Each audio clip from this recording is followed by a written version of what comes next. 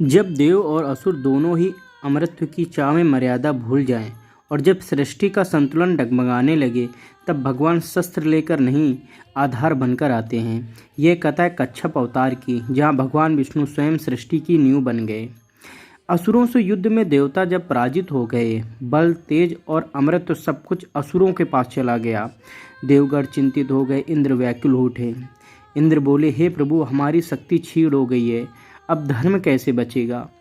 क्षीर सागर शेषनाग पर विष्णु भगवान थे।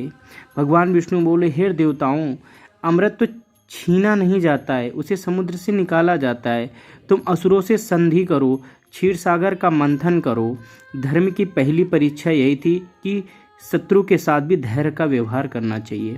मंथन के लिए मंदराचल पर्वत लाया गया। वासुकी नाग नेत्र बनकर लपेटे गए, पर जैसे ही मंथन प्रारंभ हुआ, पर्वत समुद्र में डूबने लग गया। भयंकर हलचल मच गई। देवगण बोले, हे नारायण, पर्वत तो डूब रहा है।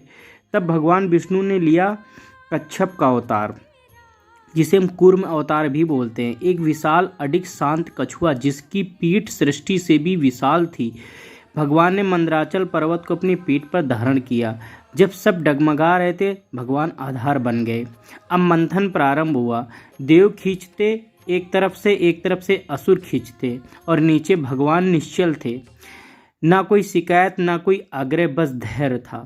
सबसे पहले समुद्र से निकला हलाहल विष। तीनों लोग जलने लगे। देव दानव भयभीत हो उठे। तब भगवान शिव का प्राकट्य होता है और शिव विष पी जाते हैं। जब समस्या आती है तो समाधान भी साथ ही आता है।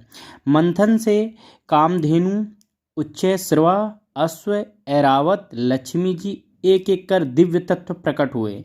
लेकिन भगवान कच्छप अब भी अडिग थे। वे फल नहीं लेते, वे केवल आधार देते हैं। अंततः अमृत कलश निकला। देव और असुर फिर झगड़ पड़े। ये आगे मोहिनी अवतार की भूमिका बनती है इसी के साथ। कच्छप अवतार शक्ति का नहीं, स्थिरता का अवतार है। जब जीवन में जिम्मेदारियां भारी हों, बोझ असहनीय लगे, जब सब कुछ डगमगाए, तब स्मरण करो भगवान पीठ बनकर नीचे खड़े हैं। जब मंथन पूर्ण हुआ, जब संतुलन स्थापित हुआ, भगवान कच्छप अदृश्य हो गए, पर उनका संदेश शेष रह गया। जब सब कुछ तुम्हें नहीं करना, कभी कभी सिर्फ सहना भी भक्ति है। कच्छप अवतार हमें सिखाता है, स्थिर रहो, धैर्य रखो और विश्वास करो, क्योंकि जब जीवन मंदराचल बन जाए तो भगवान कच्छप बनकर नीचे खड़े होते हैं।